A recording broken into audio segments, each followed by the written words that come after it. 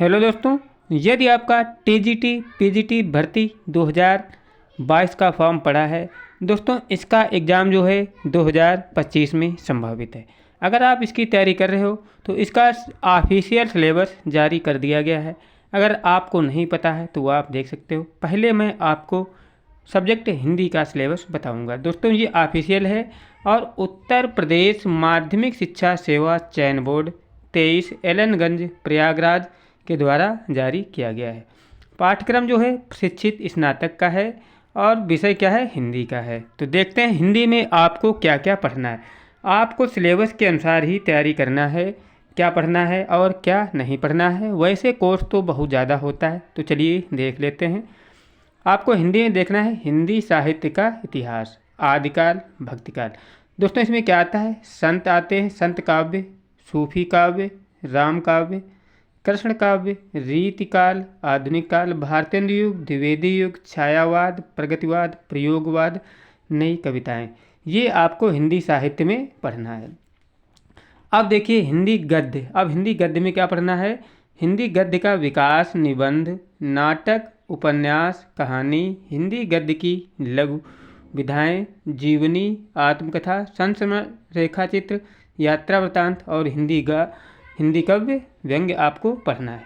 और हिंदी के रचनाकार एवं उनकी रचनाएं भी आपको विधिवत पढ़ना है। ये तो हो गया हिंदी गद्य और काव्य। अब देखना है हिंदी काव्य के रस अवयव क्या हैं दोस्तों, हिंदी काव्य के भेद या जिनको बोलते हैं रस। तो हिंदी काव्य के भेद में रस हो गया, उनके अवयव हो गए, और छंद अलंकार हो गए, छंद हो गए, अलंकार हो गए, शब्दालंकार, अर्थालंकार। और पढ़ना है काव्य गुण और काव्य दोष भी पढ़ना है। और हिंदी की बोलियाँ भी आपको पढ़ना है, विभाषाएँ, हिंदी की शब्द संपदा, हिंदी की शब्द संपदा और हिंदी की ध्वनियाँ, देवनागरी लिपि क्या है, नामाकरण, विकास, विशेषताएं और त्रुटियों सुधार के प्रयत्न आपको करना है।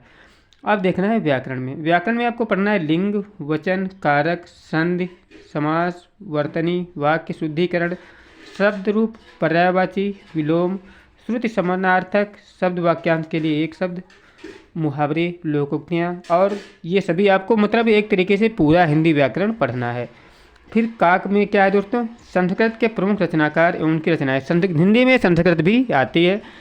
संस्कृत के प्रमुख रचनाकार एवं उनकी रचनाएं जैसे कालिदास हो गया, भवभूति हो गया, भारवी हो गया, माघ हो गया, दंडी हो गया और श्री हर्ष हो गया।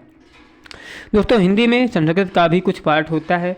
अब देखिए खा में आपको पढ़ना है स्वर, संधि, स्वर एवं व्यंजन आपको पढ़ना है, समास पढ़ना है, शब्द रूप पढ़ना है, धातु रूप पढ़ना है, कारक प्रयोग पढ़ना है और अनुवाद आपको पढ़ना है। अगर आप सिलेबस के अनुसार तैयारी करोगे, क्या पढ़ना है क्या नहीं पढ़ना है, फालतू की तैयारी आपको नहीं करना है। क्योंकि दोस्तों जो भी पेपर होता है वो सिलेबस के अनुसार पढ़ना है और प्रीवियस एग्ज़ाम के पेपर आपको ज़रूर करना है, जिससे आपको अंदाज़ा लग सके कि पिछले एग्ज़ाम कैसे हुए थे, इस बार कैसा एग्ज़ाम होगा। दोस्तों जो पेपर आता है पिछली बार की तुलना में थोड़ा लेवल बढ़ा के दिया जाता है। अगर आप विधिवत तैयारी करोगे तो आपका सिलेक्शन कोई नहीं रोक सकता है।